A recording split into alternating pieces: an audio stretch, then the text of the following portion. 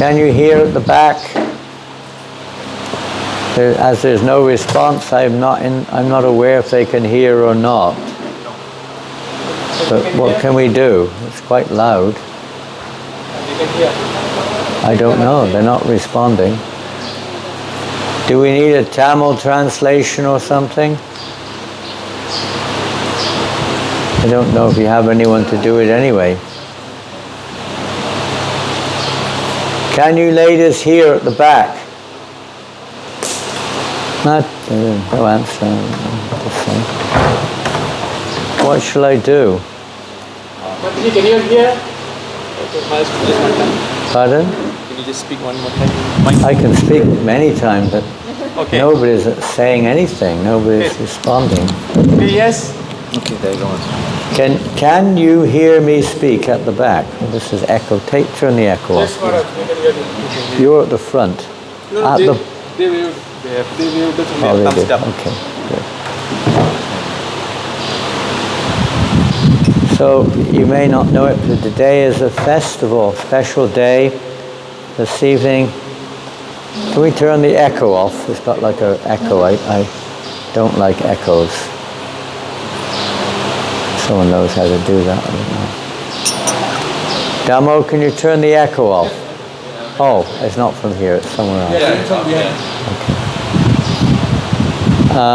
The Ratha Yatra festival tonight in Penang, Makalam Street. But today is also a festival. It is the appearance day of, as you can see on the screen. You might want to face the screen. Most of the program will be portrayed on the screen. So it's not going to be me exactly. Yes, no, whatever. But you'll be watching, if everything goes well, you'll be watching the screen. And most of the quotes and pictures will be on the screen, mostly. So I haven't prepared this very thoroughly or very efficiently. I just put some pieces together and trying to recap a little bit about the event of Advaita Acharya. At the front we have a picture here. They're known as the Panchatattva. It means the supreme truth in 5 features. And on the left, with the white hair and beard, that is meant as Advaita Acharya. Lord Chaitanya in the middle, then Lord Nityananda, then Advaita, and on the other side Gadadhar and Srivas. So we honor their appearance days by honoring the appearance days of great devotees, Madhava Titi Bhakti Janani. It acts like mothers of devotion, like a mother nurtures her child. She nurtures the child. And by the mercy of, or the nurturing of the mother, the child grows healthy. So if we want to be healthy in our spiritual lives, then we must hear, we must also observe festival days throughout the year to glorify the Lord or His devotees. In this way, our devotional creepers can be nourished. Bhaktivinoda Thakur said, by observing these days, one can feel great satisfaction, tushti, and great confidence, courage, confidence, and also determination or enthusiasm. It awakens because we hear about transcendental personalities. And by hearing about transcendental personalities, it helps our consciousness to say, at least look towards the transcendence. And I thought we'd start today with the song. Let me know if there's any problem with the screen, because I can't look that way on this at the same time. Is there a picture, a beautiful picture of Advaita? Isn't it beautiful? Yes. What do you think? What an amazing painting someone's done there. Of course, we don't know from our position. We have some descriptions from the scripture. We have some descriptions from the great devotees. And we have, of course, some paintings passed down. But nobody absolutely can say. This morning Mahavishnu Swami talked about Did Advaita Acharya have a beard or did he not have a beard? That was one of the topics of this morning's class, one of them. Well, it's a topic of discussion, but we're not going to discuss it. He can have what he likes. Now, one of the keys in understanding the nature of the Lord when he appears in various forms, he appears in this world for various reasons, to establish religious principles, of course, but he also appears in this world to perform pastimes. And in this case, Advaita Acharya, both pastimes as well as establishing the Yuga Dharma. And he appears by the will of his own will, but in reciprocation with the devotees. So he appears in various forms according to his devotees. Prabhupada said this, it's Shastric, that Krishna takes on different forms to please his devotees, and the devotee takes on his love. You dress, you decorate your hair according to try to attract or please the lover, the beloved. So the Lord appears in various forms and various places and various times for various reasons, but primarily it's to paritranaya sadhanam, to satisfy his devotees. So we're going to start by singing a song by Sarvabhauma Bhattacharya, another great follower of Lord Chaitanya Mahaprabhu. He was also a greatly learned scholar. He also had, well, again, the question mark, long hair and a beard. But anyway, whatever they have, that's up to them. They manifest accordingly. So this is called Advaita Ashtakam. That means basically eight sonnets glorifying Advaita Acharya. Now, where's Sudama Vipra? Who's going to play Mridanga? Let's get our instruments lined up. I don't think we have a harmonium player. We did have, but they're busy on the island. They couldn't get over to here this morning. They're preparing for the Rath Yatra, and they couldn't come. We also had a flute player who couldn't come because they're tied up with the preparations for tonight's Rath Yatra.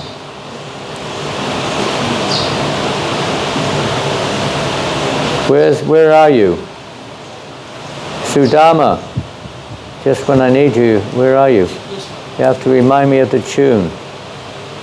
I got the tune, and I can't remember what it is now.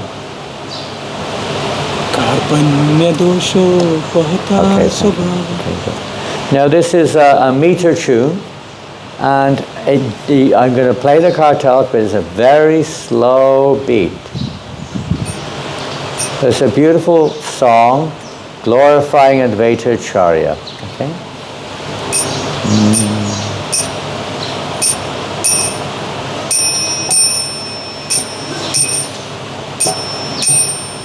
I'll sing and then you repeat, okay? I'll sing alone. You listen and try to repeat. Ganga Tireta Payobhistasya. You can do a line at a time if you like. Ganga Tireta Payobhistasya.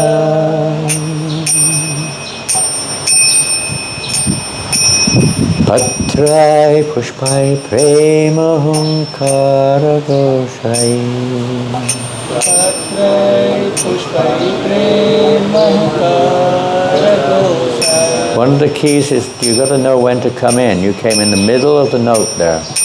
Got to wait till it finishes and then start. Prakachatam garam aradhayaya. Prakachatam garam aradhayaya. Shila advechaya metam prapadye. Shila advechaya metam prapadye. Let me surrender to Srila Advaita Acharya, who with tulsi leaves, flowers, water from the Ganges shore, and loud calls of love, worshipped Lord Gaura and begged him to appear. I'm going to need a button presser. Someone has to sit here and press the buttons at the appropriate time. You know which ones to press. Better to come the other side.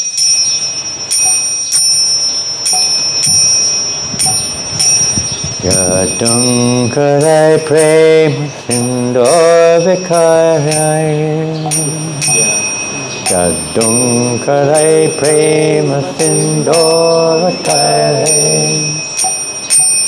Hare Krishna Gaura Golokanataha. Gaura Golokanataha. Avirvutakshi avadvipa madhye. Avirvutakshi avadvipa madhye. Srila Advaita Charyamitam Prapadye. Srila Advaita Charyamitam Prapadye. Let me surrender to Srila Advaita Acharya. Attracted by his loud calls, the golden Lord of Goloka Vrindavan, who is an ocean of ecstatic love, appeared in Sri Navadvip. Brahmadimam dulabha prema purai. Brahmadimam dulabha prema purai. Adinam yaklavayam ashalokam. Avayam ashalokam. Avirbhavya Srila Chaitanya Chandram.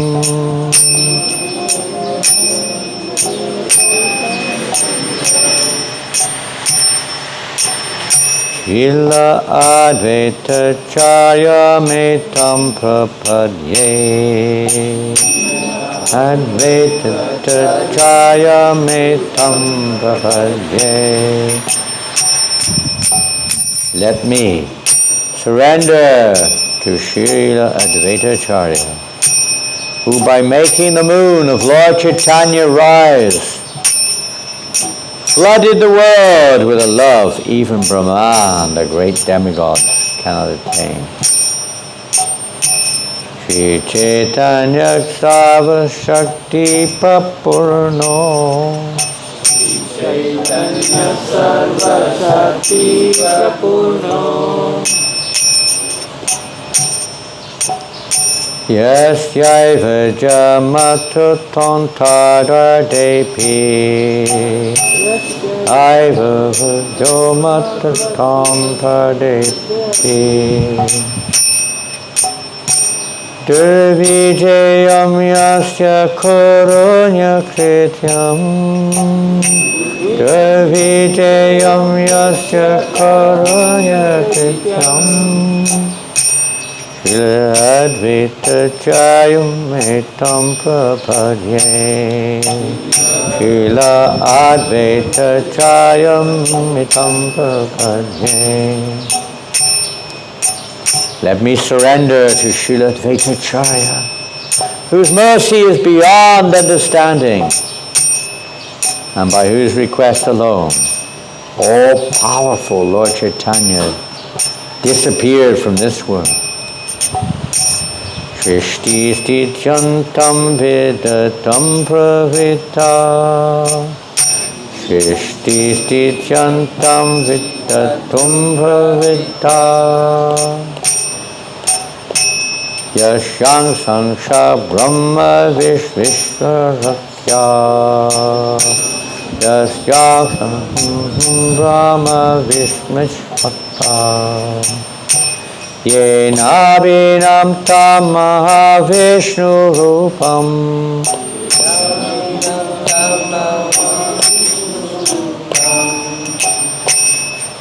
Shiladvaita chayamitam prapadye Shiladvaita chayamitam prapadye. Let me surrender to Srila Advaita Acharya, who is not different from the form of Lord Mahavishnu, and whose parts and parcels are the Lord Brahma, Vishnu and Shiva, engaged in the creation, maintenance, and destruction of the world.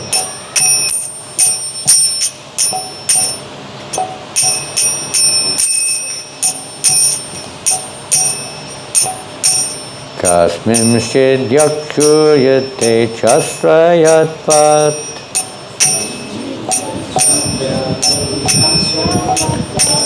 Sambharitam sambhavam namadhamma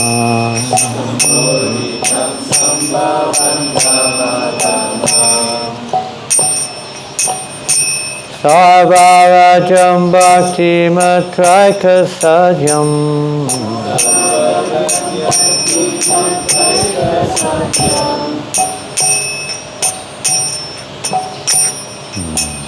Srila Advaita Acharya Metta Prapadye.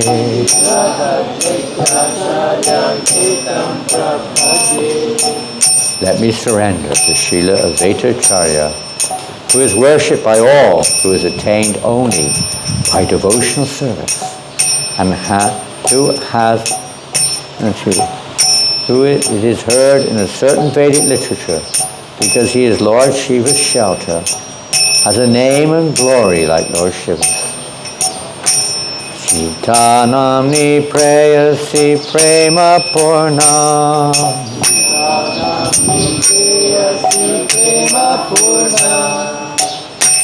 Putro yasya pyuchata nandanam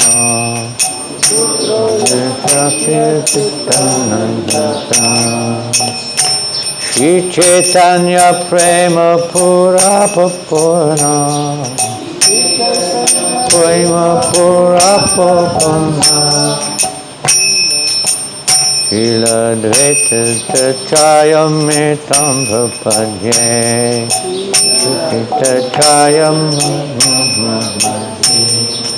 Let me surrender to Srila Advaita Acharya, who is flooded with love for Lord Chaitanya, and whose beloved Sita Devi and son Achyutananda are also filled with love. Nityananda Advaita Todvaita Nama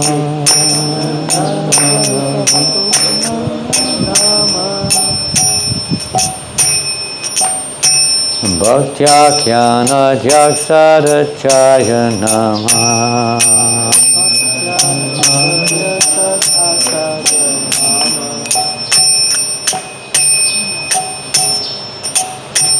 Shashvacheta Sacharat Gora Dhamma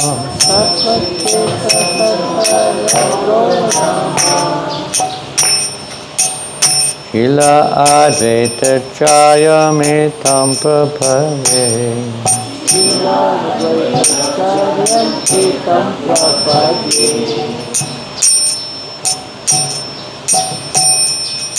Let me surrender to Srila Advaita Acharya, whose heart is Lord Gaura's eternal home, who is named Advaita because he is not different from Lord Nityananda, and who is named Acharya because he teaches devotional service. Patak pitak pachaham sampatedya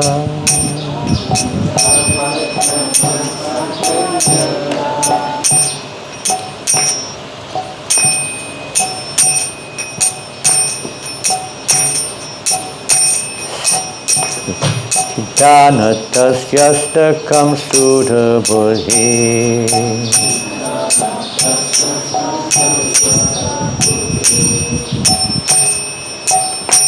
Soyam samyam tasya padavinde.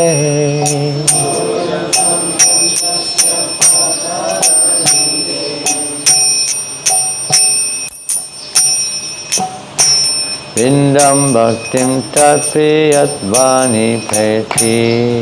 Vindam bhakti satriya swam prati.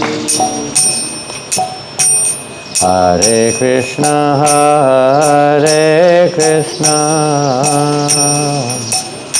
Krishna Krishna, Hare Hare, Hare Rama, Hare Rama, Rama Rama, Hare Hare. Hare Krishna, Hare Krishna, Krishna Krishna, Hare Hare, Hare Rama, Hare Rama, Rama Rama, Hare Hare. A person whose intelligence is pure and who every morning happily reads these 8 verses glorifying Lord Advaita, the husband of Sita, attains devotion for his lotus feet and becomes dear to him. Srila Advaita Acharya ki jai. Namo Vishnu Padaya Krishna Pastaya Bhutale Srimate Bhaktivedanta Swamiti Namane Namaste Saraswati Devam Gauravani Pacharine Nivasesha Sanyavari Pastachadi Shatani. So with Advaita Acharya we could talk on the tattva. The tattva means the various truths. Who is he? He's a mysterious person. The Lord, no, who can understand Godhead? Only a devotee. Nobody can, because the understanding is revealed. We can read some verses from scriptures. You may not understand a word of it. It doesn't relate to our experience. Krishna is not under the modes of nature, neither are any of his expansions or his eternal associates. They do not act necessarily, they may do, but they're not obligated to act according to the laws of karma, the laws of nature, and everything else that we're familiar with. They are totally independent. The biggest surat. Krishna particularly can do anything he likes, but he generally appears in a way which would be relative to the situation. Of course, sometimes he reveals his universal form or some magnificent form like that of Lord Nrsingadev, but generally when he appears, at least in this case, he appears in human-like form, a form which can be related with a form in which he shows the path of religiosity, the path of dharma.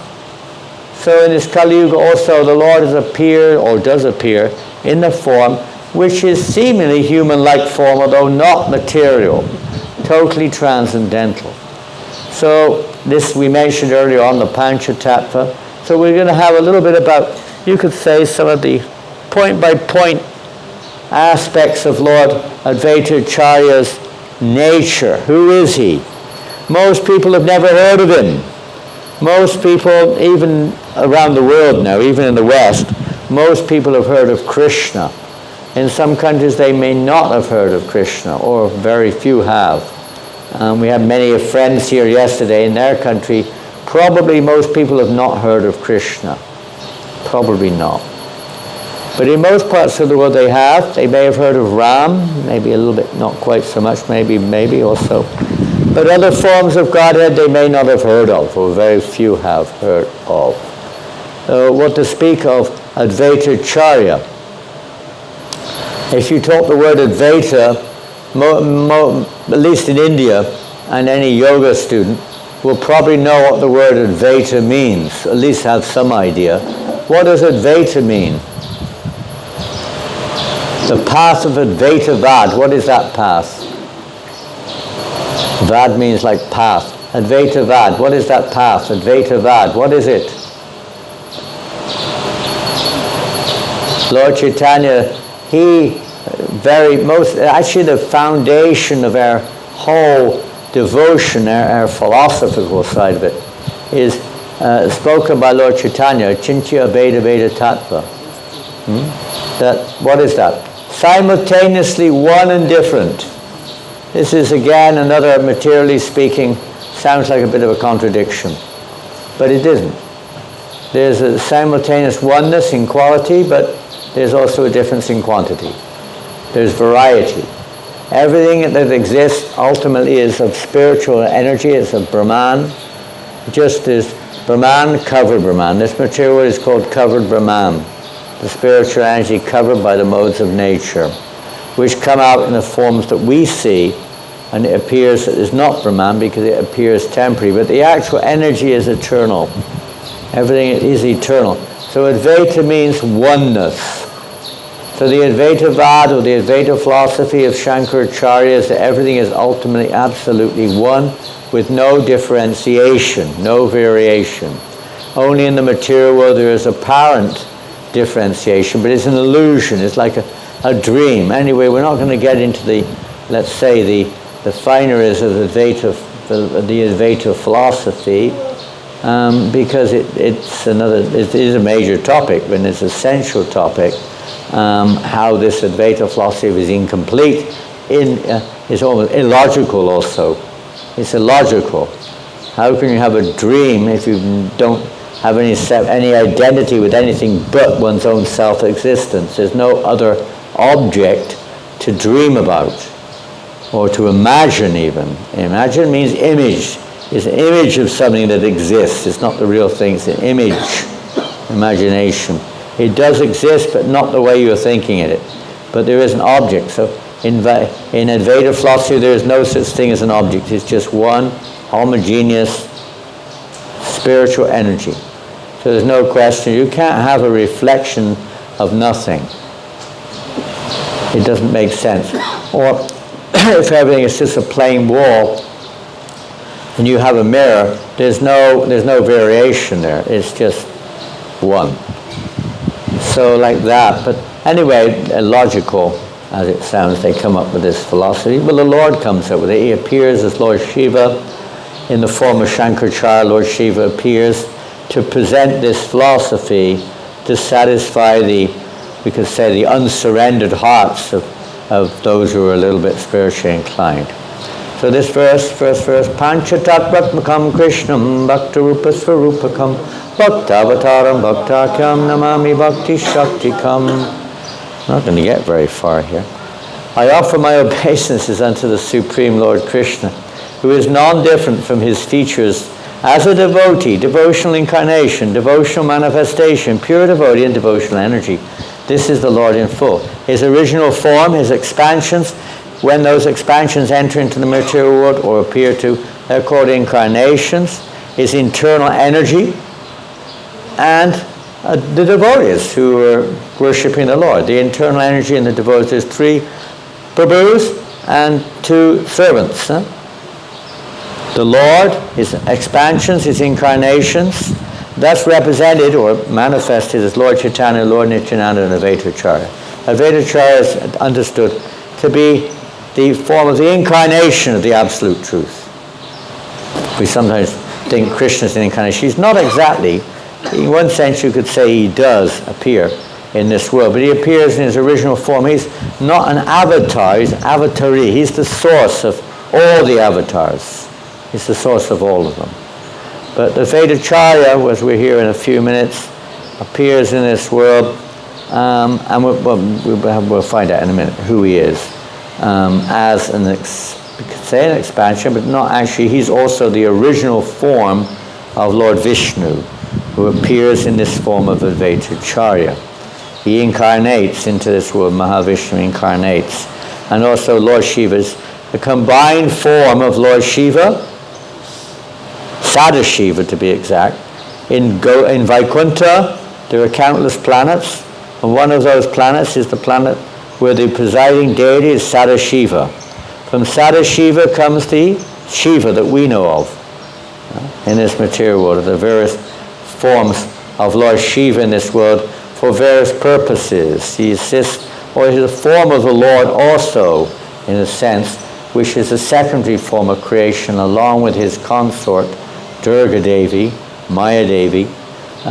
They are instrumental in the material world, covering putting everyone into illusion, you could say, in this material world. Lord Vishnu glances onto the material world. Lord Brahma then shapes everything, and Maya Devi keeps everyone in ignorance or in illusion. And she's the consort of Lord Shiva. And he also has the role, of course, primarily we hear of Lord Shiva. His role, he's very merciful, by the way, but his role is destruction. Tamagun, the mode of ignorance, keeping people in ignorance, and destroying the universal destructions. So any form of destruction or ignorance is connected to Lord Shiva. And this is a very important point, because also the primary factor of ignorance in this world is based on ahankara. When the living entity comes under the influence of the modes of nature, our constitutional nature is as a spiritual, eternal living entity. Brahman, we're constitutionally Brahman, spiritual by nature. We come under the influence of the material nature, and we forget our constitutional situation, and we start to identify with this body. And we start thinking, I am this material body. But this is called ahankara, this false ego. We have a real ego. Krishna Das. We have a real ego, which is eternal, Satchidananda, full of bliss, full of knowledge, and service to the Supreme Whole. That is our constitutional nature. In this world, our constitutional nature is covered over. It manifests in a reflected way only. So therefore there's practically no potency. But there's something is there. We think we're this and that, and we've got a little bit of sustenance, we have a little bit of knowledge and a little bit of happiness, but very little. And we're serving the opposite way. We're serving the energy instead of the energetic. But it's still there. The character of the soul is still there. It's just misplaced. It's misplaced in this material world. So where are we getting to now? Anyway, this is called false ego, ahankara. And it's because of ahankara the living entity is trapped in this material world. We have a false identity, if you want to put it in simple terms. False identity is the cause of our bondage in this world in one sense. When we have real identity, then you can be released from this world. When we identify ourselves for what we really are, then we can be released. You kind of wake up from a dream. So Lord Shiva is that go-between. Therefore, Lord Shiva he's like the Lord of the false ego, and we worship Lord Shiva to become free of the false ego. But we worship him as Vaishnavas, at least in the form of Advaita Acharya. We can't, without his mercy, we can't get free from this ahankara, this false identity. Even though we're chanting Hare Krishna, we still need the mercy of Advaita Acharya, whatever form he may take. We'll go on. Now, okay, we'll read one or two more and I'm going to jump over. Vandetang Srimad Advaita Acharya Madbhuta Cheshtitam Yasya Prasada Dagyopi Tatsarupam Nirupayat. I offer my respectful obeisances to Sri Advaita Acharya, whose activities are all wonderful. By his mercy, even a foolish person can describe his character. Now we can repeat. We may not. What knowledge do we have? What realization do we have? He is very hard to understand, even amongst those who are associated with him. And we've already mentioned, I'm not going to read it all, that he's an incarnation of Mahavishnu, but his function is to create the cosmic world through the actions of Maya. We've already mentioned that. Because he's non-different from Lord Hari, the Supreme Lord, he's called Advaita, oneness. He can be called Advaita because he is the Lord. There's no difference in one sense, just manifesting different character of the Supreme Lord, aspects. And because he propagates the cult of devotion. Acharya, what does the word Acharya mean? Advaita means he's one with God. He is God. What does Acharya mean? Acharya, what does that mean? Pardon? He teaches by example. He shows by example. He doesn't just speak, but he speaks. He walks his talk, as we say sometimes in, let's say, modern slang. He walks his talk. he practically shows Acharya. And he sets the standards. He sets the standards for others to follow. What does Krishna say? Yad yad acharati shreshtat tadevetarojanaha. So yad pramanam kurushte lokastad anavartate. Krishna says to Arjuna, whatever a great man does, common men follow in their footsteps. Whatever standard he sets by exemplary acts, all the world pursues. So he's Acharya. He's setting standards, practical standards for the position you're in. It may be different to a previous Acharya. Times have changed, people have changed, culture has changed, ages have changed. Even during our own lifetime as we grow up, there will be different standards there. The Acharya preaches according to the position, the time, place, and circumstance. Different people, different races, and so on and so forth, slightly different. Maybe there, but he shows how they can all progress towards self-realization or God-realization. He's directly the Supreme Lord. His glory is beyond the conception of us, ordinary living entities. It's unlimited, his glory. Mahavishnu performs all the functions for creation. Sri Advaita Acharya is his direct incarnation. So in the form of Mahavishnu, of course, he's creating the whole universe. And then Mahavishnu is Advaita Acharya. He's doing that, but in this particular aspect, or this particular form, he's assisting Lord Chaitanya in his Yuga Dharma mission and his pastimes. Sri Advaita Acharya is a plenary part, means a full part of the Purush. The Purush means Mahavishnu. And so is not different from him. Indeed, Sri Advaita Acharya is not separate. It's another form of the Purush. The Lord is not limited. We may be limited to one body. The Lord can expand in unlimited forms. They're all the same person, just different forms. He helps in the pastimes of the Lord, with whose material energy and by whose will he creates the numerous universes. Being a reservoir of all auspicious attributes, Sri Advaita Acharya is all auspicious for the world. His characteristics, activities, and name are always auspicious. Lord Vishnu himself is the efficient nimitta, cause of the material world, and Narayan in the form of Sri Advaita is the material cause, upadana. These are the sort of things God knows we cannot not understand. The Lord creates the energy, the pradhana, mahat-tattva comes from him, and then it's shaped into various forms in this world by the interaction of the modes of nature, the involvement of Lord Shiva, and so on and so forth. It's a very complicated subject matter. Lord Vishnu in his efficient aspect glances over the nature, and Advaita Acharya as the material cause creates the material world. Although we see it through Lord Brahma, it's the empowerment of Lord Vishnu. The Sri Advaita, who is a reservoir of virtues, is the main limb of Mahavishnu. His full name is Advaita, identical in all aspects with the Lord. He delivered all living beings by offering the gift of Krishna Bhakti. He explained Bhagavad Gita and Srimad Bhagavatam in the light of devotional service. He's the spiritual master of all devotees and is the most revered personality in the world by a combination of these two names. His name is Advaita Acharya. And you go on. Through him, Lord Chaitanya spread the Sankirtan movement. Through him, he delivered the world. The glories and attributes of Advaita Acharya are unlimited. How can the insignificant living entities fathom them? He liberated the universes by preaching Sankirtan. Thus the people of the world received the treasure of love of God through the mercy of Sri Advaita. Your glories are as fathomless as millions of oceans and seas. Speaking of its measure is a great offense indeed. And from the Gaur Ganadesh Dipika it is said, this is a book describing the associates of Lord Chaitanya by Kavi Karnapura. He who was Sri Sadashiva is the Bhakta avatar, Sri Advaita Prabhu. So when we chant Sri Krishna Chaitanya Prabhu Nityananda Sri Advaita Gadadhara Shiva Sri Bhakta Vrindam. When we say this, Advaita, he's actually Lord Shiva, Sadashiva, the original root, the Narayan root of the expansion which we know as Lord Shiva, an expansion of Lord Narayan.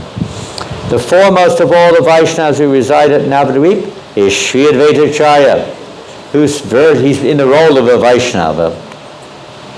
Lord Chaitanya is also in the role of a Vaishnava, although he's the Supreme Lord. He's relishing the nectar. You know, when you're God, Krishna appeared because he's God, and there's one thing he can experience as God. He can experience the pleasure, the love which his devotees feel. So he himself appears in that mood of Radharani, the mood of a devotee, to taste this highest nectar of bliss which his pure devotees experience. So the same with Lord Mahavishnu or Lord Shiva. They're tasting the nectar of love of God. Otherwise everyone's worshipping them, It's like one-way traffic. So they want to taste the other side, the sweet side of what it's like to love God. What is it about him that is so attractive, They want to experience that.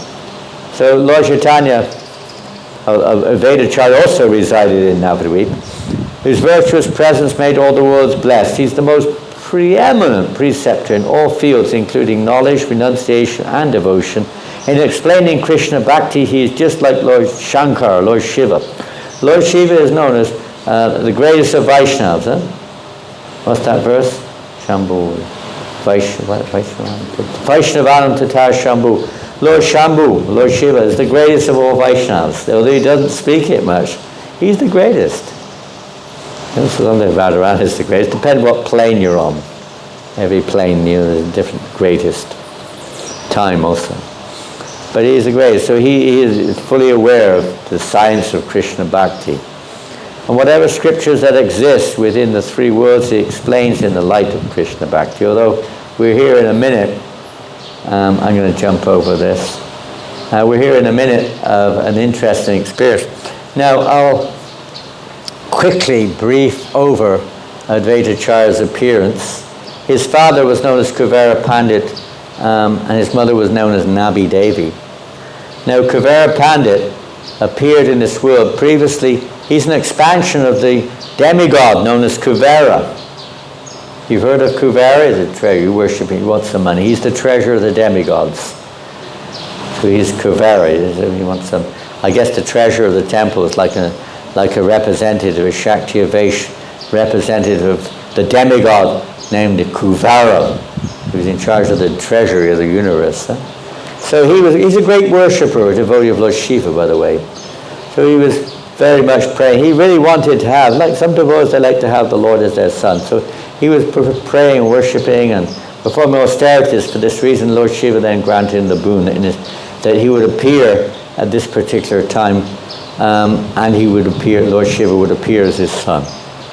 Oh, sure enough, that's what happened. Nabi Devi, Kuvera Pandit, Lord Shiva expanded, you could say, or non-different form, appeared as Advaita Acharya's son. He was known as Kamalaksha. Kamalaksha is one who has like lotus-like eyes. He was given the name Kamalaksha, and later on he became known as Advaita Acharya. Problem, even then he was known because everyone could see that he was non-different.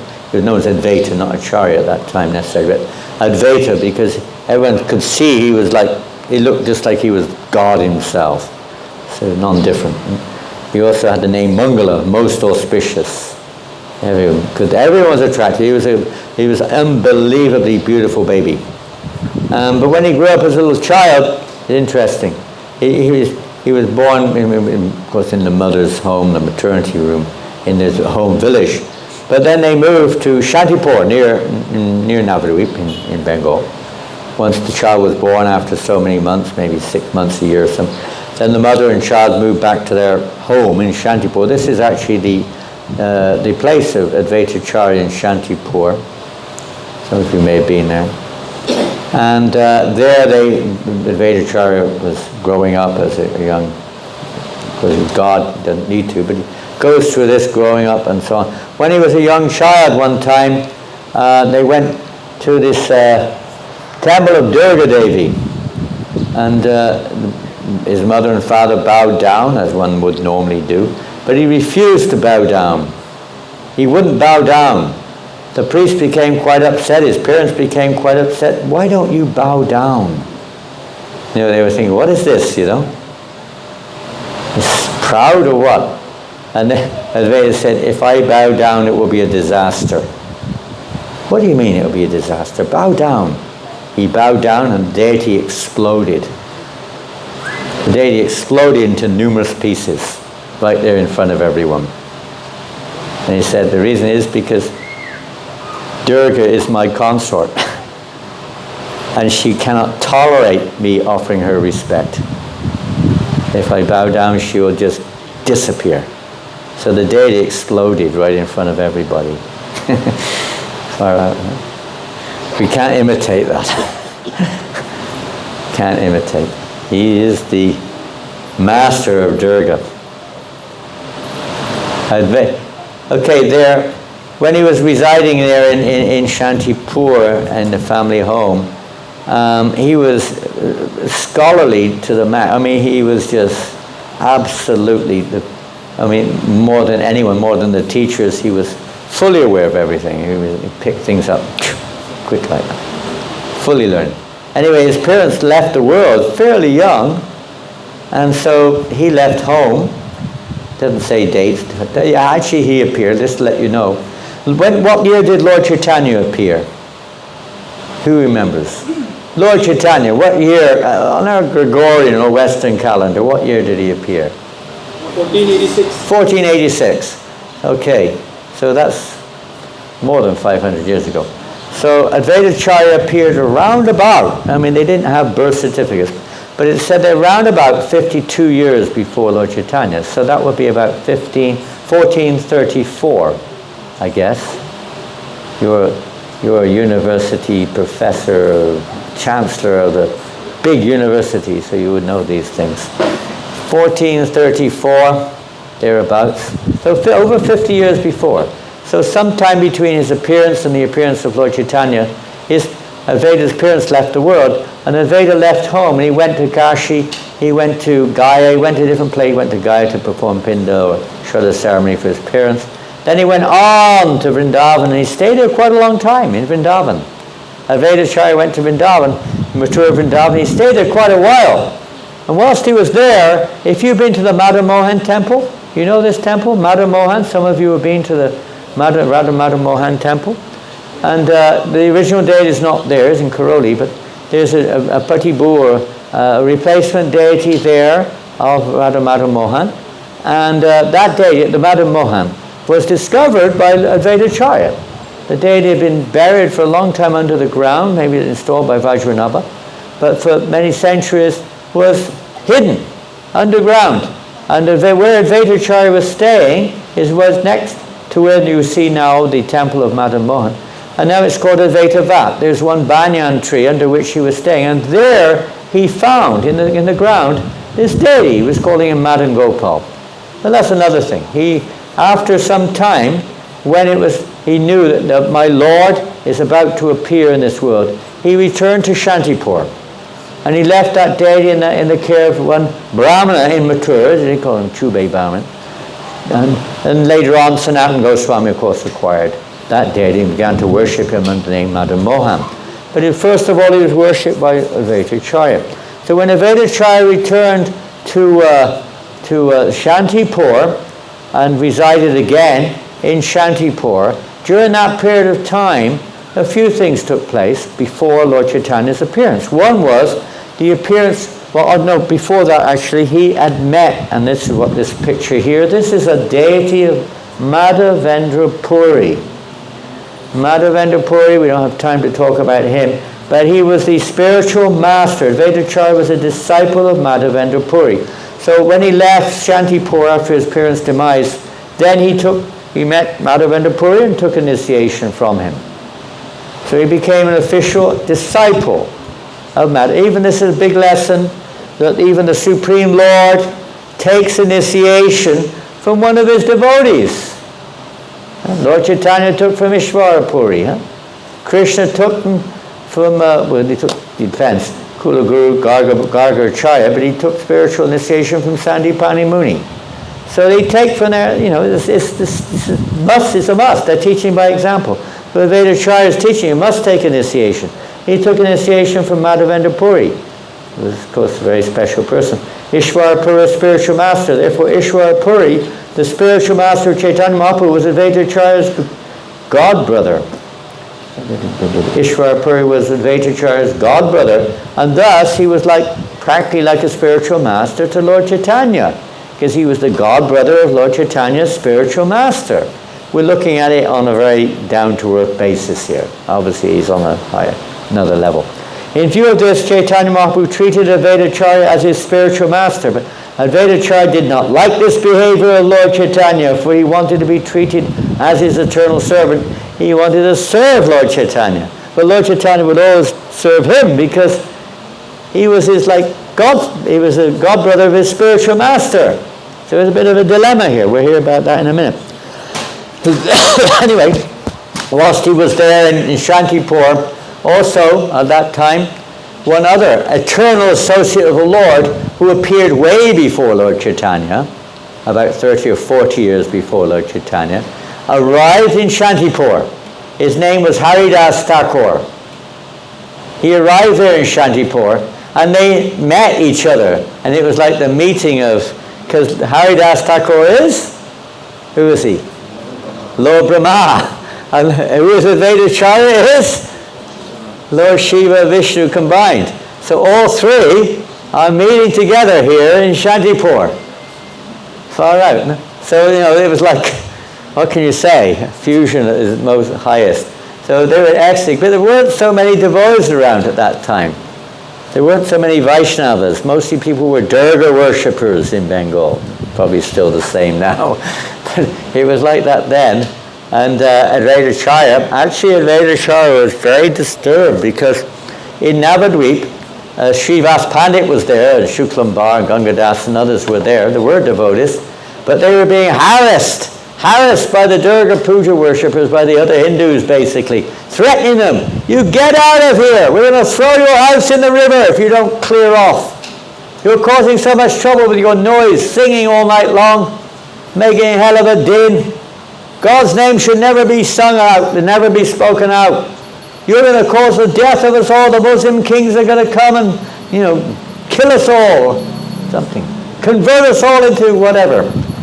Like that. They were really upset, And so Srivas, what to do? When Advaita Acharya heard about this, now don't forget this time Haridas was also there.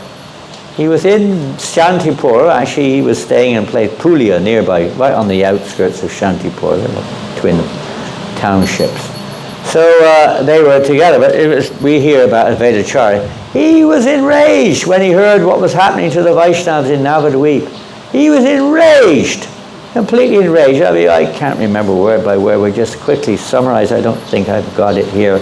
No, we haven't. And he was enraged. And he said, Listen, Srivas, listen, Shuklambar, listen, Gangadas. If the Lord of my heart, only He can come and bring an end to this. Look at the world. Nobody is interested in chanting the holy names. They're simply interested in their families, their houses, their wealth, their heavenly delights.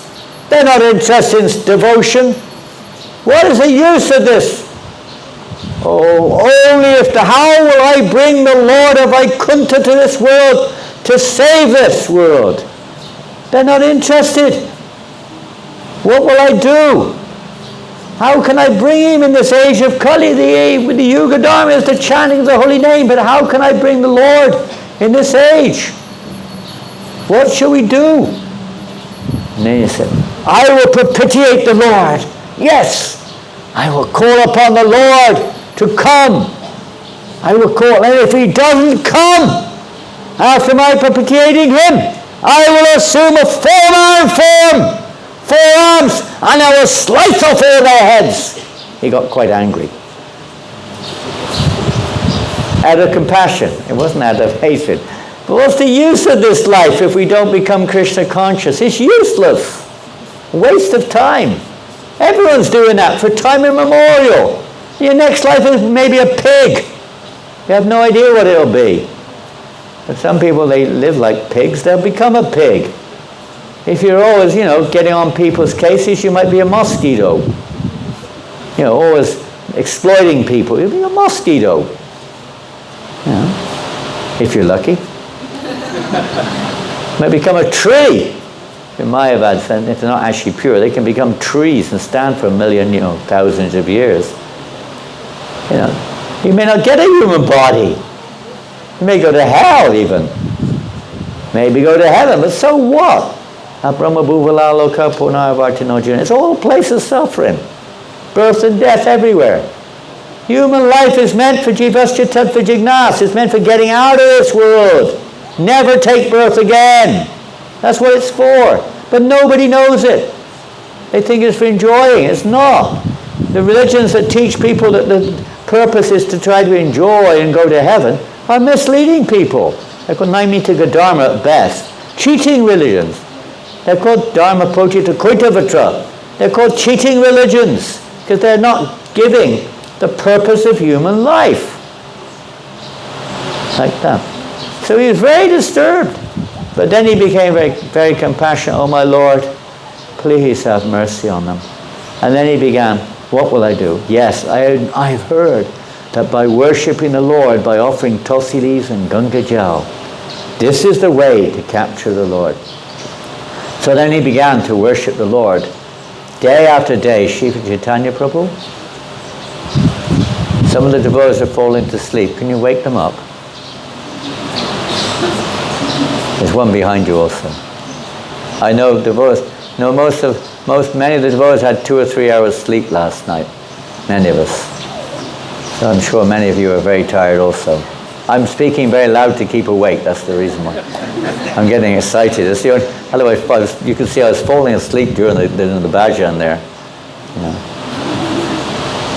Some days on end like this. But anyway, this is all wonderful stuff. So there's Advaita Acharya worshipping his shalagram. He had Nishinga Shila. He's worshipping, he had a few other shilas too. But he was worshipping with offering Ganga Jal and tulsi leaves. Very simple. But he was calling with love. In fact, if you go to Advaita the seat of Advaita Acharya, the house in Shantipur, I don't know if it's authentic, but there above the picture of Advaita Acharya, where he's praying and petitioning the Lord, it says Advaita Acharya's prayer, Namo Brahmanya Devaya Go Brahmanya Hitaya Cha Jagatitaya Krishna Govindaya Namo Namaha. I don't know where that came from, but that's what they've got written there. Whatever it was, he was petitioning the Lord, propitiating the Lord. My Lord, please, please be merciful. Please appear in this world. My Lord, please come, please come. They're very desperate. If we want to go back to Godhead, you've got to be pretty intense. You've got to be a lot of lowly, a lot of desire. We don't really want to go back to Godhead, honestly speaking. We're too attached to our body. We're too attached to our positions, our families, our this and that, isn't it?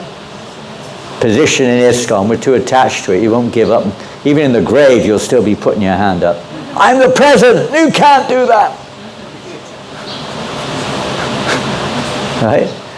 They're so attached sometimes. I guess we try to be attached to do service. No doubt you need it, but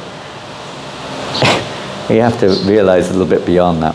Anyway, this was going on. So his petition, this is the picture of him in the house of Advaita, on the right there. And on the left, this was his vision of his worshipable Lord there embracing. He wants him to come, tears rolling from the eyes. Please come, my Lord. So the Lord is coming. He's coming because of the prayers or the appeal of Advaita Acharya. Lord Chaitanya is coming into this world due to his appeal. And he's not only, and Haridas Thakur said is also appealing. We don't hear about that in the same way. But he's also calling for the Lord to appear. They were together. They spent a lot of time together. In fact, when Lord Chaitanya finally appeared, they were together. They were both together. And it's an interesting point of news, by the way. It was an eclipse, right? When Lord Chaitanya appeared, it was an eclipse. Is that right? Yeah? It should be. I mean, I think everybody knows that. It's famous eclipse. Huh?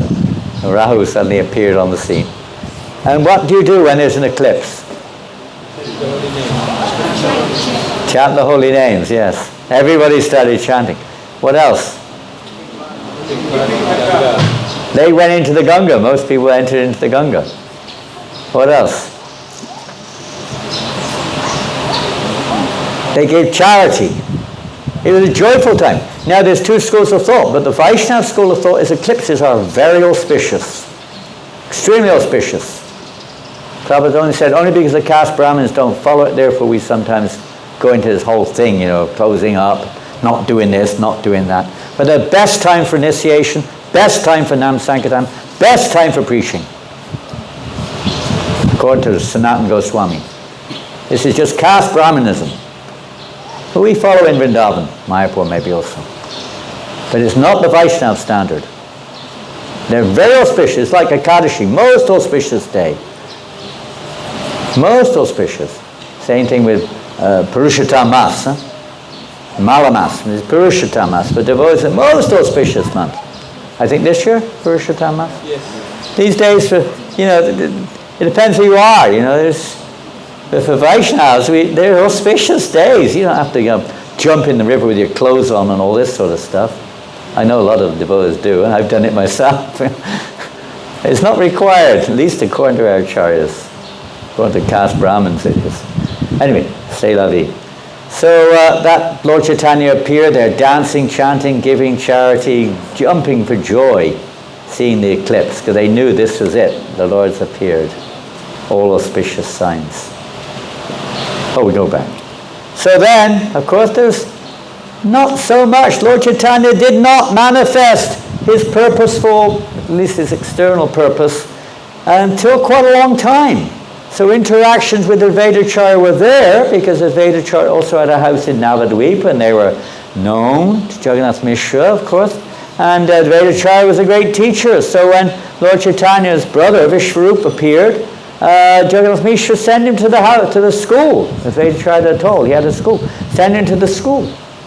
But Advaita, well, of course, this is another big story, how Mother Sachi, she was happy, her eldest son studying, and Nitai studying, Nimai is still too young, and sometimes she would send Nimai to the school to call Nitai to come home for lunch, Come, tell him, why is he not coming? Because he's so, Nitai rather, Nityananda, I would say Nitai, not Nitai exactly, it's Vishwarup. They're actually one and the same also. Vishwarup simply an expansion of Nityananda, that's all. They're actually brothers. But anyway, Vishwarup was so attached, Lord Chaitanya's name was Vishrambar and then it was Vishwarup. So Vishwarup was so attached to Advaita Acharya, and in the association of Advaita Acharya, he lost, the supreme explains Lord Balaram. So he lost all interest in this family life and everything else, and then he left home. So Mother Sachi blamed him for this. She got very upset. Yeah? What is this? You're not Advaita, you're Dvaita. You're not one, you're creating duality. You're breaking families. You're separating the children from their parents and from their family brothers. What is this? She was very upset. So she didn't want to send, of course, Nimai Vishrambar was already going there. He was also going there. So she didn't want him to go to school after that. He was very upset. That was a big offense. He once said, there's no offense. She's the mother of the universe. She's the mother he's the divine, she's the mother of the Lord. There's no question of offense. But it came over. There's a lesson to teach. A lesson. That comes up later. But we'll move forward here. Okay. So when Lord Chaitanya Mahaprabhu began, I'm obviously missing things. How much can you remember in a short time? When Lord Chaitanya actually then began to reveal, Lord Nityananda came on the scene. Lord Nityananda only came to Navadvip when Lord Chaitanya began the Sankirtan movement. Lord Nityananda was also hiding away in Vrindavan. And when he realized that Lord Chaitanya is now beginning his Sankirtan, he immediately left for Navadvip, and then of course they joined up. And the Sankirtan movement started, and Advaita Acharya also knew, now my Lord has started now, and he himself then, he then also joined, he came in, but he was hidden, he was testing, he made a test, I can't remember all the details, but he was staying in the house of Nandana Acharya, and he sent Ramai, one devotee, to the Lord. Anyway, I can't remember the story. Someone else may remember. We haven't got time. Anyway, one way or another, he wanted to test the Lord. If my Lord can actually know where I am, and if he places his feet on my head, then I'll accept him as the Supreme Lord. But he already accepted. Some test was there. So then Lord Chaitanya knew that Advaita Acharya would come from Shantipur. He was now there in Navadvip, and eventually they met up, and then the whole, let's say, Sankirtan Advaita Acharya became primary member of the Sankirtan parties. We're going to have to carry on a little bit through Arti. I'm afraid we can have a look kirtan afterwards, tie this up. And I've forgotten the details there. I'm sorry about that. So anyway, that was that. So the Sankirtan program had started. The Yuga Dharma Sankirtan had begun. Advaita Acharya was there with Lord Chaitanya, and they were having nocturnal kirtans in the house of Srivas Pandit or Chandrasekhar Acharya, like that. And when the Advaita Acharya came to see the Lord revealed his opulences, because Advaita Acharya wanted to see the opulences of the Lord. So that's what this picture here represents. It's Lord Chaitanya revealing his opulences as none other than himself, the universal form. All forms, Ananta Shesh, everything was revealed to Advaita Acharya, so he was completely satisfied. This is all for the benefit of others, to convince everyone else that Lord Chaitanya is indeed none other than the Supreme Personality of Godhead. Although we don't worship him, Advaita Acharya was worshipping like that, but the Lord is in the mood of a devotee. But for us, of course, he is the Supreme Lord in the mood of Radharani. So that took place there, and then in the house of Srivas Thakur also, the most merciful Lord Vishvambara looked at Advaita and spoke as follows: I have descended to fulfill your vow, for you have profusely worshipped me. I was sleeping in the ocean of milk, but your loud cries broke my sleep. You could not tolerate the suffering of the living entities, so you have brought me to deliver them. All my associates that you saw surrounding me have already taken birth because of you. Oh, whoever they are, Haridas, this one, that one, Srivas. Because of you, Advaita, they've taken birth, because you called me. So I sent them all to this world to get the thing ready before I appear. By your mercy, Vaishnavas, that even personalities like Brahma desire to see, will now be seen by everyone. These again are more inconceivable factors. If you study the life of Haridas Thakur, it's quite interesting, to say the least, how again and again, the biographies of Haridas Thakur, of Vrindavan Das Thakur, for instance, describes that Lord Brahma is hankering to see Haridas Thakur. Lord Brahma and Lord Shiva are hankering for the darshan of Haridas Thakur. Makes you wonder, who's who.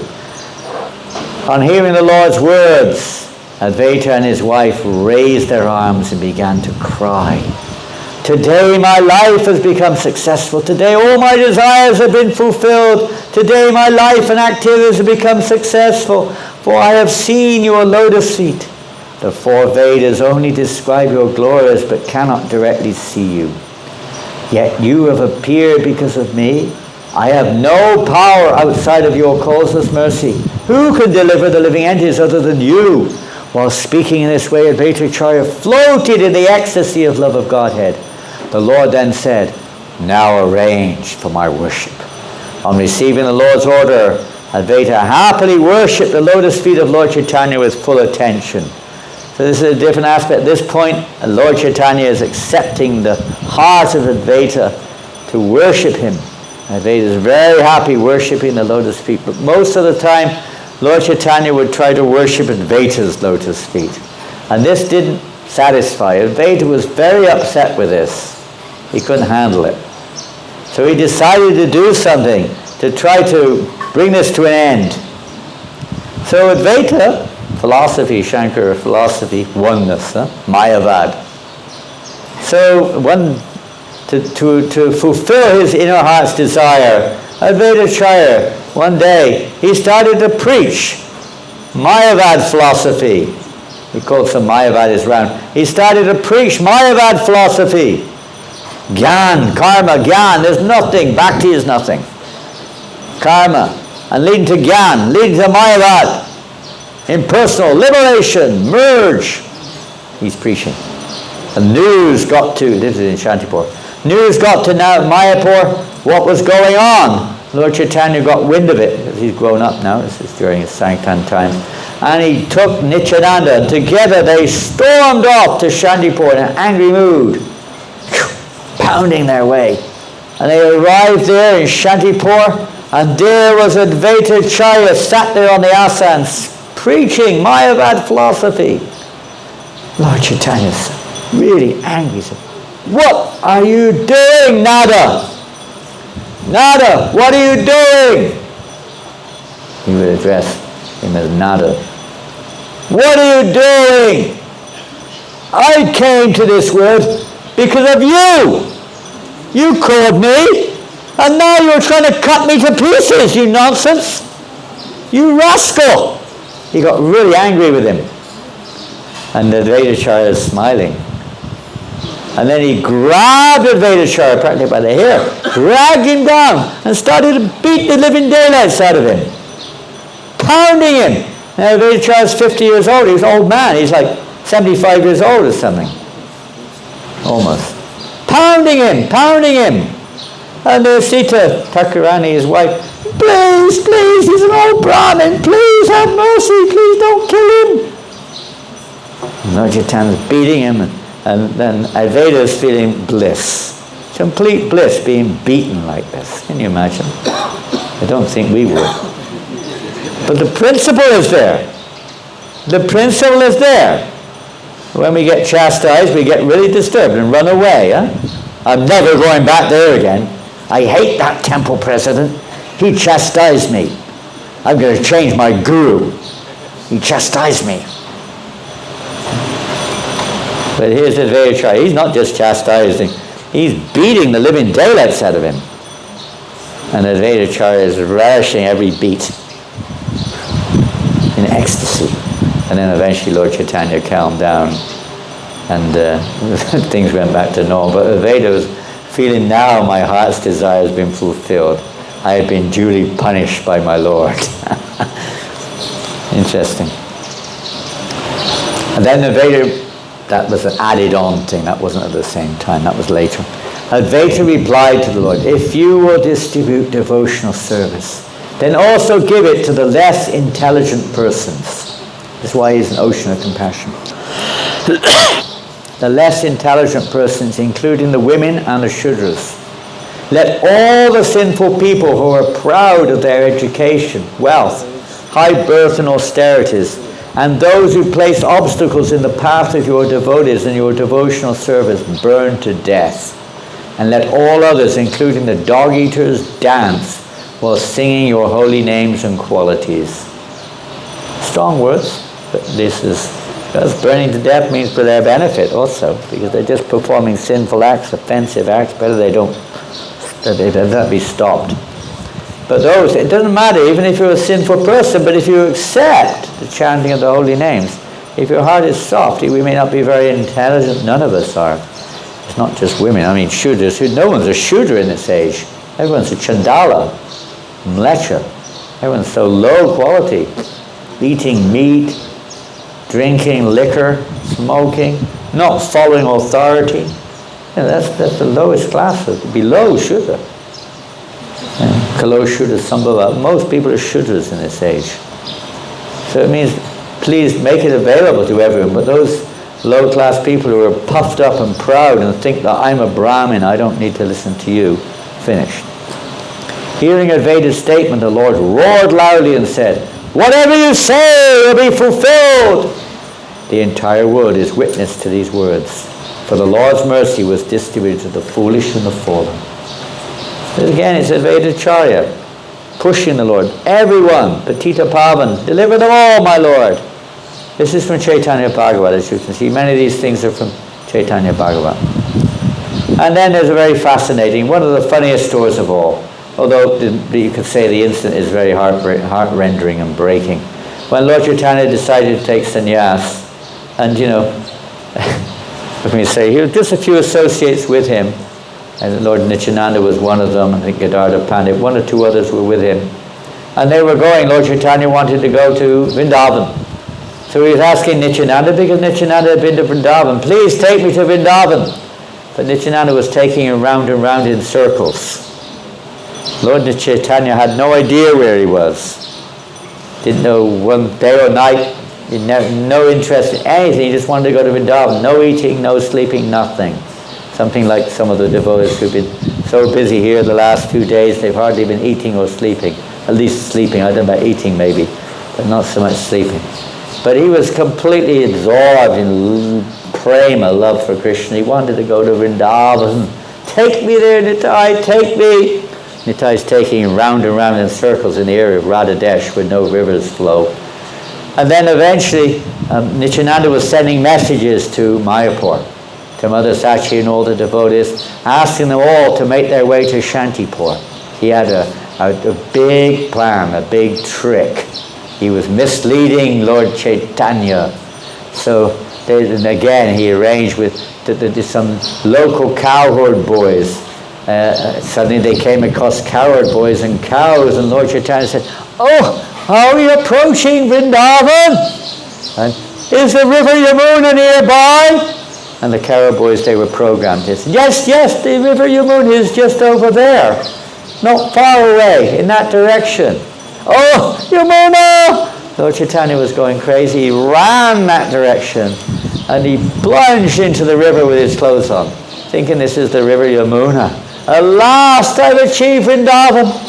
He was in ecstasy. And there he is in the river, overwhelmed in ecstasy.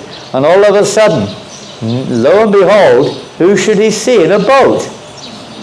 There is Advaita Acharya in a boat. Lord Chaitanya was surprised because Advaita Acharya is in Shantipur. "What are you doing?" "Advaita, what are you doing here in Vrindavan?" Advaita was like, And he looked around, and Lord Chaitanya started to notice a few things that didn't quite make sense. It looked a bit more like Shantipur than it did Vrindavan. "Nityananda, you've cheated me! You cheated me!" And then the Advaita Acharya said, "My Lord, he's not cheated you. Wherever you are is Vrindavan. And besides, you are on the western bank. The western bank of the Ganga is actually the Jamuna, because they merge and flow together. From Allahabad, they flow together down to the ocean. So where you've taken bath is actually the Yamuna. He has not cheated you." But Lord Chaitanya, he kind of had a few doubts about Lord Nityananda after that sometimes. So that's another story. Anyway, so then Advaita Acharya said, "My Lord, please, will you please come to my home? I prepared a few simple vegetables for you in my home. I know you've been for many days traveling, you must be very hungry, and I have brought you fresh dry cloth. Please accept this." So they made their way to Advaita's home in Shantipur, and then Advaita Acharya brought them in, and then they took darshan of the family deities, and they were just making a huge. Advaita Acharya's wife, she was the cook of all cooks. Now you can read what she cooked. I don't have time to read it. But what a description of the preparation she'd prepared. Incredible. Prabhupada says, in fact, our devotees, they should learn how to cook these preparations to offer the deities. You should learn the preparation the deities like to eat. If we really want to advance, we try to find out what Krishna likes to eat. Do things the way he likes it. That's what deity worship's all about. So anyway, they prepared this, and Lord Chaitanya, "Oh, what a wonderful, wonderful offerings you're making to the Lord. This is so wonderful." And then there were 3 plates in front of the deities. Then Advaita Acharya said, "My Lord, please sit down now in front of this plate." No, that's for the Lord." No, there were 3 plates. One for the deities, one for Lord Chaitanya, one for Lord Nityananda. "Sit down, my Lord, sit down." No, I can't sit here. And eventually he convinced the Lord, but said, "I'm a sannyasi. I can't eat like this. I may fall down from sannyas if I eat food like this. This is ridiculous. Just give me some little spinach and rice." "No, my Lord, I know who you are. Don't try to trick me. I know who you are. If you want, you can eat 10 times this. In Jagannath Puri, I know you're eating 54 times. Each time you eat, it's far more than this. Stop talking words like this. Just sit down and eat." Okay, so, well, just give me a little bit. Eat what you want and leave what you don't want. So Lord Chaitanya started to eat. He was gassed, had to do what his host said. Started to eat. Each time, whatever you eat, then I will put again. You can eat half, I will fill the pots again. He was filling up again and have to eat. So Lord Chaitanya was eating. Advaita, how much can I eat? I can't eat anymore, please. You ever get that feeling sometimes at feasts? You go to Gujarat, sometimes the Gujaratis particularly, I don't think any of it Gujaratis, but you say, no. Please, no. You don't say anything, you just put your hands out like this. It means nothing. The dal just comes onto your hands, straight through, onto the plate. Whatever is sweet rice, straight through. There's no. There is no. It's a battle going on there. Anyway, Lord Chaitanya said, I can't eat anymore. Meanwhile, Nityananda is looking around. What is this? You've invited me to your home to eat. I have been fasting for 3 days. Now I can see I have to continue my fast. This is not enough food to even half fill my belly. Take it away. I've not eaten the least of it. He got really upset. What are you talking? You reject Paramahamsa. Advaita said, you're just a reject Paramahamsa. You're supposed to be a renunciate. You're supposed to live on roots and fruits. And you come to my house and you speak like this. I'm a poor Brahmin. I cannot feed you like you want to do. You accept what you are. Sit down, eat what I'm... they were going at each other like anything. Really throwing it at him. And then Nityananda, he got some of the rice. He got really excited.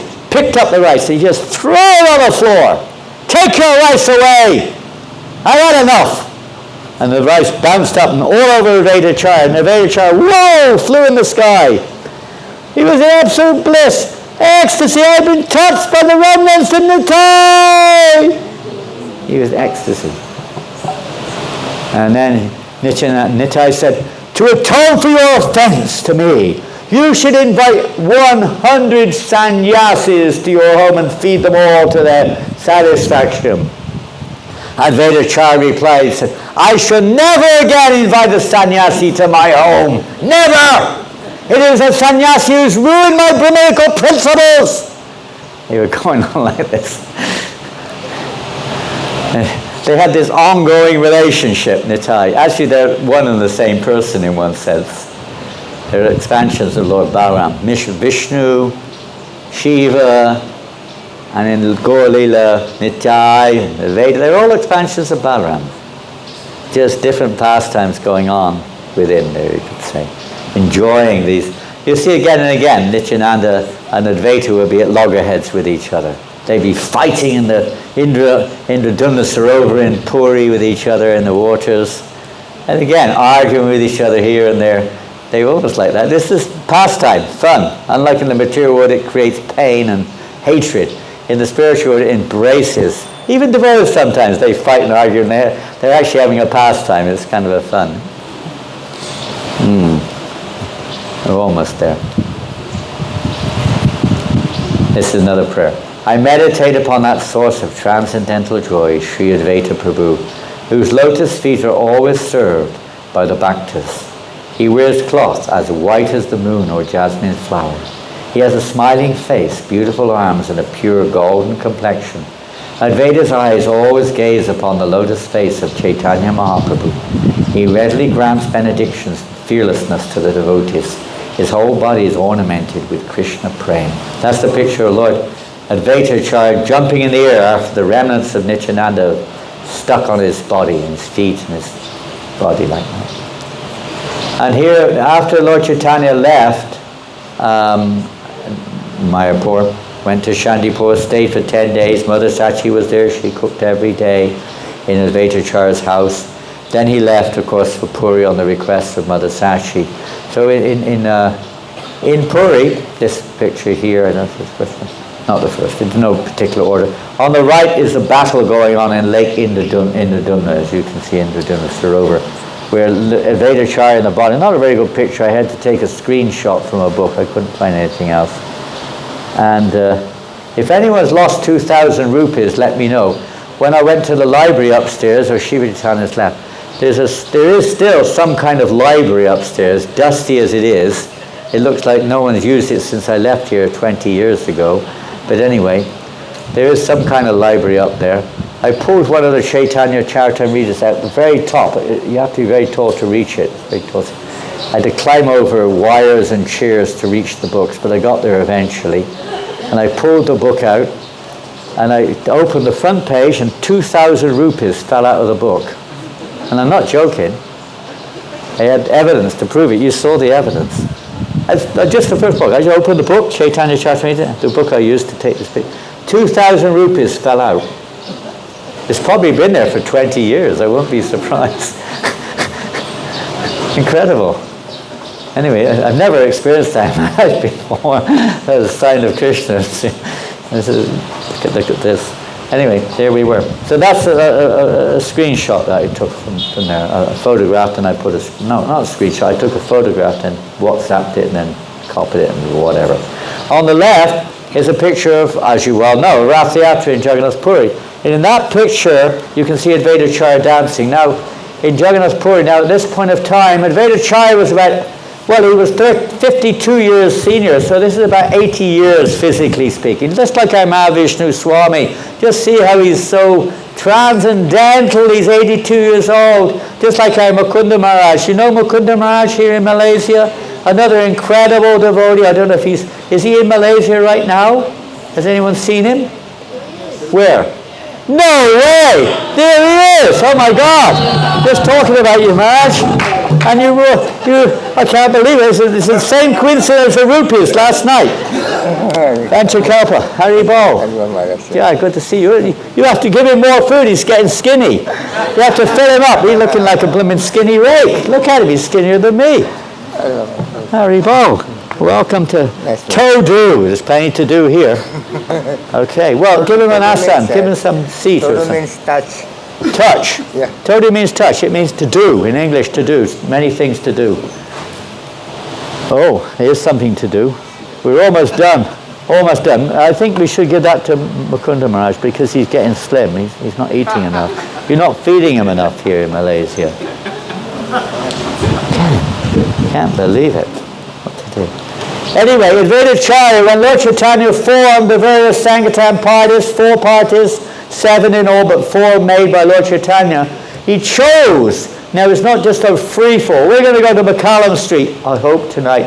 And it's a free-fall. The one devotee is jumping in the middle with his djembe, trying to make sure everyone hears his incredible pounding on the djembe.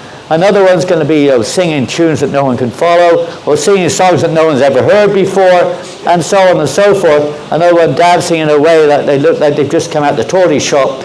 You know, everyone's doing all kinds of things, dressed like God knows what. All sorts of things going on there. But that wasn't Lord Chaitanya's Rath Yatra festival. Huh? He chose the cartel players. You get somebody with a massive wamper, 5 djembes. I've been to Rath Yatras, 5 djembes and 1 madunga. And only wampers, boom, this big. And the Punjabi drums, you know these big drums are like this big, boom, boom, bam, boom, bam, boom, boom. They're like that kettle drum they had last night, the lion dance, you know. You can't hear nothing except for bang, boom, boom, bang, boom, and clang, clang, cling, clang, clang. That's in Kuala Lumpur, clang, clang, clang.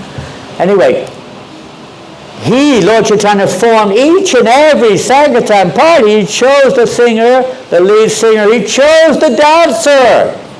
It wasn't just any old person come in the middle of the middle and do their thing. He chose the dancers, 4 primary dancers in each group. In one group there was Haridas Thakur. In another group, Nityananda Prabhu. In another group, Vakreshwara Pandit. In the 4th group was Advaita Acharya. He's 80 years. I mean, he's nothing. He's transcendental. You can't say 80, but from the relative point of view, 80 years of age. Prabhupada was also dancing at 80 almost. There's no question I'm too old. Mahavishnu Swami leading the kirtan for hours at 82 years old. Sankirtan transcends all these various relative designations. So that's Advaita Acharya dancing. They're all coming together here. You can see Nityananda, Advaita, they're all together. Sometimes they all come together. They're generally 4 groups. That's another story. Today, Rath Yatra, so we threw that in. We're going to have to go back to the previous slide there. No, we've done that one.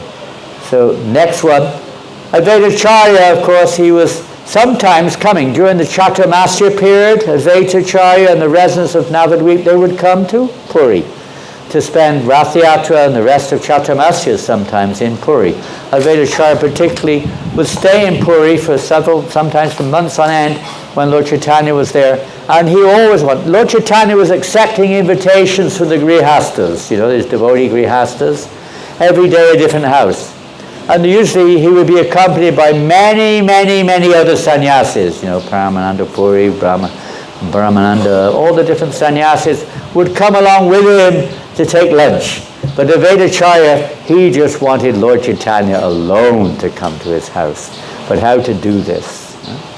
How to do this? So he invited Lord Chaitanya Mahaprabhu, but normally all the other sannyasis would come along. Lord Chaitanya knew his desire. So by the arrangement of Advaita Acharya, although Advaita Acharya gives credit to Indra, it was actually Advaita Acharya's power control. He's Vishnu. He can control everything. But it was his desire, playing the role of a human, his desire that he would just have Lord Chaitanya. His wife, Sita Thakurani, again, as we mentioned, her cooking is incomparable. Incomparable. They prepared so many preparations. I've got the list somewhere. We don't have time. So then, on the moment, it was, usually they would take bath, and then they would come after taking bath, chanting Gayatri, then come for lunch. So Advaita Acharya was waiting, and all of a sudden, not at Advaita Acharya's house, by the way, but everywhere else in Navadvip, in Puri, everywhere else there was a tremendous downfall. It was like monsoon, like anything. Only where Lord Chaitanya was, and the path between Lord Chaitanya's house and Advaita Acharya, there was no rain at all. Everywhere else it was no rain. Nobody could go out. Impossible. So Lord Chaitanya alone, because they're all coming from their own residences, you see. Lord Chaitanya alone came to Advaita's house.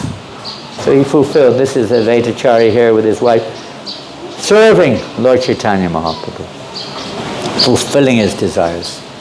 Hare Krishna. So then, we're finally, the last one, it's 1 o'clock. After many years, Advaita Acharya one time said to Lord Chaitanya, Bola ke kahiha, actually he wrote a note.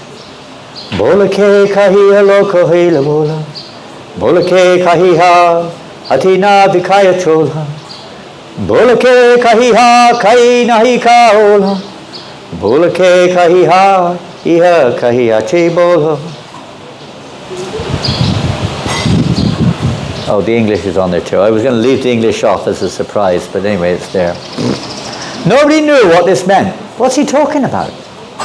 Is he a bowl? Bowl is apasampradaya with the bowls. It's a bit crazy, but it's apasampradaya. It means madman. And Bhaktivinoda Thakur sings one time the Song of the Bowls, the Song of a Madman. It literally means madman. One madman is sending a message to another madman. There is no longer necessity for rice in the marketplace, so it is time for the shop to be closed. Nobody could catch it except the Srup Damodar. Exactly what Advaita Acharya was getting at here. What's he talking about?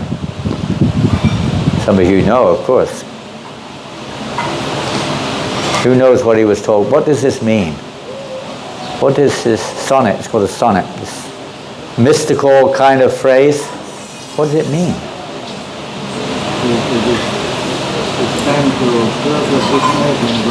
It's time to pack your book bag and go back to the temple. You've distributed all your books.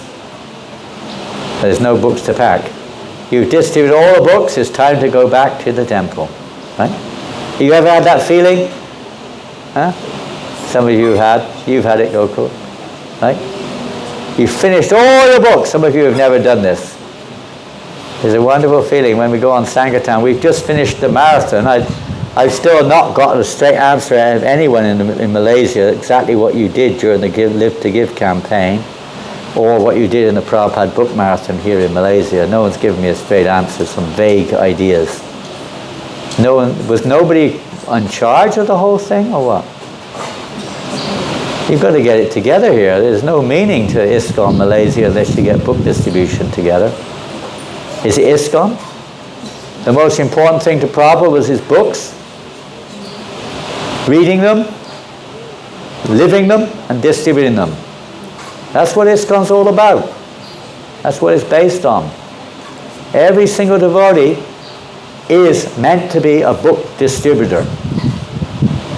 One way or another. It means one book, one magazine, something or another. Carry it with you. You'd be amazed how Krishna arranges it. Take books with you.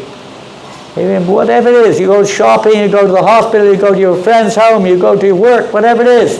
The bus, the train. Take some books with you.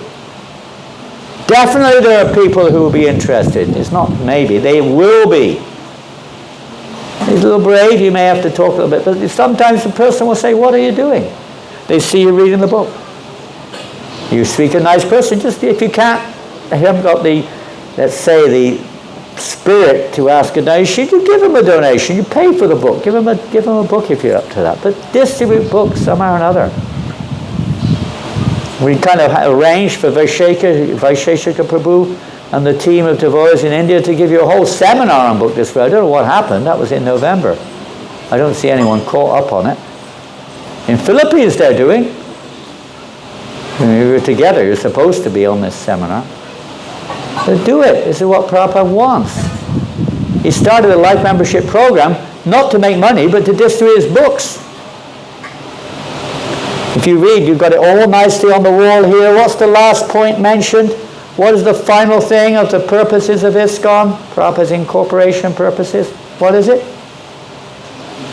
In order to fulfill or to achieve the above mentioned points, to publish and distribute transcendental literatures to actually fulfill the purpose of the other purposes of ISKCON.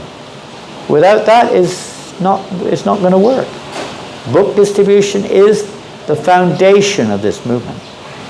Everyone. If you don't want, as we have other choice, every service is good. But if we really want to please Prabhupada, we should add this to our lives. Add it. So when we go out in Sankirtan, we just did a month of street Sankirtan in Paris. Every day. Some of the time it was not so bad, the weather, but for 10 days it was below freezing, morning, day and night. Ice and snow. And it's bliss. And I'm sitting there all day long with a book table chanting, distributing books. And you feel it's unbelievable. Especially on the last day, where thousands of books are going out on New Year's Eve. Freezing cold. People are going crazy. Thousands of books have gone out. And you're going back to the temple, knowing that Prabhupada's mercy has been showered. The mood of Advaita Acharya. Please deliver them, my Lord. Please deliver them. How will they be delivered? What do you have to do much? We just have to distribute the books. We may not be very advanced. We may not know the philosophy. If you do, is all the better. But at least if they get the book, that's an eternal benefit for them. They've got Prabhupada's words. They've got Prabhupada's Sangha, his association. It's incredible. They may not take it up right away. People don't. They may take time, but it's a matter of time, that's all. They've got Prabhupada's books. Or magazine. Something at least. Something. Get into it. Join the Sankirtan movement in a deeper way. Dig deep. Did it make sense or not? You were afraid to say yes because it might mean there's so many other ways to distribute books. Online, this thing, that thing, bookshop. I don't know, but find some ways of, passing out the pure words of the Acharyas.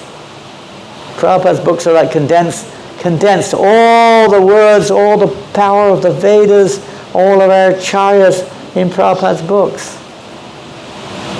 Everything's there. Bhagavad Gita, Srimad Bhagavatam.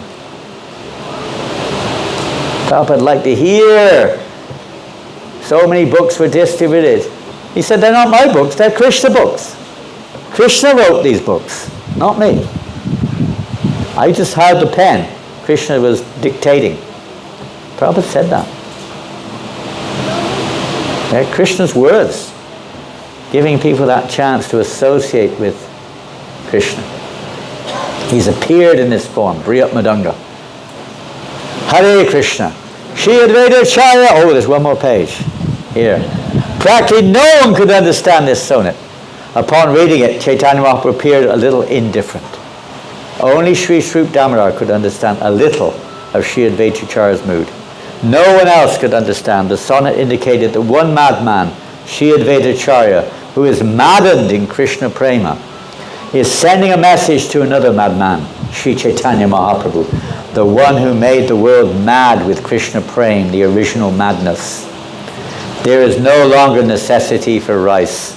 Means that Prema has been given by him to everyone, at least everyone who's eligible in that sense. And now the task is completed. Therefore the shop should be closed, means your pastimes in the material world should now come to a close. In this way, Sri Advaita Acharya's pastimes are mysterious and wonderful. So we can also open up little shops following in that mood. We don't want to close them, we want to keep them open. But Lord Chaitanya has already set everything in motion. As Prabhupada did, he said, I've given you everything. Now you have to take it, fill in the framework, and make this movement a movement for the whole world to live in. And the main foundation of that is distributing this knowledge. The knowledge of the books, and then following up, teaching people that knowledge. This is what will change the lives, our lives as well. When you give knowledge, Krishna gives you knowledge. Knowledge then transforms into realization. You get realization. Otherwise it remains theoretical. And you end up arguing with each other. And you end up gossiping. And you end up quarreling. And you end up, mundane life in the name of Krishna consciousness without that knowledge. So, playing a little part, then Krishna will give you the realization. We can't imitate someone like Mahotsaha. There's one devotee in Atlanta. He's Tamil, or Andhra. He's Telugu. He's a Telugu Tamil, and he lives in Atlanta in America. And last year or the year before, in one day, he distributed the equivalent of 4,200 Bhagavad Gitas on his own in one day. Bhagavatam sets, about 60 sets on the street. Actually, that was a fair, a yoga fair or something. But he sold them to people. Some people bought 3 sets, one person, like that. And this is the equivalent of 4,200 Bhagavad Gitas in one day. Can you imagine? I doubt whether you do that in this 1 year, in the whole yatra. I don't know. In one day, one person. And others were doing too, not just him. We can't imitate that. But at least we can play a little part. Vaisheshika Prabhu's mood is a little by a lot rather than a lot by a little. If you have, say there's 100 devotees in this room, if every one of you does one book today, now has anyone here a PhD in mathematics? Can you work that out? 100 times 1, how many is that? Very difficult. Calculator, get your calculators out. 100 times 1. Maybe you can calculate that without a calculator. 100 books, okay? 100 books. Now, if one devotee does 100 books, how many is that? The same, right? Okay, say out of 100 devotees, one devotee doesn't do his book. How many books are distributed? 100 devotees doing one book. One devotee doesn't do his book. How many books will be distributed? 99, not bad. Auspicious number, I think. If one devotee is distributing 100 books and that one devotee doesn't do any books, how many books will be distributed? Huh? One devotee is distributing 100 books but he doesn't do any. How many books will be distributed? 0. See, one devotee drops out of 1. 1 minus 1 is 0. 100 minus 1 is 99. So this formula is that many devotees doing books. Because that one devotee will eventually may get married. Not to say you get married, you stop doing books, but but it usually slows down for a while at least. You get the point? So if we all work together, as Prabhupada's desire, cooperate and see how we can all help each other to distribute the books of Srila Prabhupada. When we came over this time, not many, only about 3 books went out on the plane, 4 maybe. When we went to Vrindavan in the middle of the marathon, I was determined. I think about 40 books went out on the airplane, back and forth. Just in the airport and on the plane. Some people were giving $100, 1,000 rupees. They got money. These people who are flying have got money and they're not poverty-stricken. People were giving donations, books were flying out. And even in Vrindavan, we're distributing books on the streets, wherever we can. It's amazing. It's like another world you enter into. It's a different plane. Try to take advantage of this. It will remove, you'll no longer feel anger towards anyone, envy towards anyone. I'm not on that level, but I'm saying you get a taste, a little touch of that when you enter into that. You feel compassionate even for the people who spit at you. You don't get that in this country. Some people, they spit at you, they throw things at you, they kick you. The police come along and pound, and we get moved on by the police regularly, picking up all everything, carrying it to the next. Then they push you away again. People calling you cult, demon, like this. You don't get that in this country. People are very, very pious in Malaysia. The Asian people are much more pious. But in the West, you get this, not most people, but you always get some every day like this. Most people just indifferent. They don't even stop. They don't even look at you. They just walk by. If you're lucky, they say, no mercy, no mercy, no mercy, no mercy. It means no thank you, but it sounds like no mercy. They don't want the mercy. No mercy. Emile Prabhu, he's from France. He's distributing lots and lots of Prabhupada's books in yoga clubs and yoga studios and different institutes around the country. It's amazing how they take so. There is a good field. We saw there's a big group of yoga students. They've been visiting us here from, you know where they're from. They were here last night. 250 or more, all dancing like mad men, isn't it? Much more than the so-called devotees, practically. They've never met devotees before. They don't even know what Hare Krishna is, never heard of it before. Most of them, few of them, but not many. And they're eager, taking up. They're all chanting. They all started chanting japa last night. Did you see that? And they all got japa beads. We got them all chanting. We couldn't finish around, but some part we finished. Incredible. And now tonight they'll be dancing like wild men and women, mostly ladies, most of them fairly young, children too, ecstatic kids, men all dancing. Never before, first time, 6 days in a row, Mahavishnu Swami is swirling them around, isn't it? And they can't stop, they don't want to stop. They don't want to stop. I don't know what time we left here tonight, they didn't want to go. And they're grabbing all the books over there, signing the books like crazy. Hare Krishna. Shri Advaita Acharya Ki Jai. So let's all become, maybe little, but let's all follow in the footsteps of the Acharya.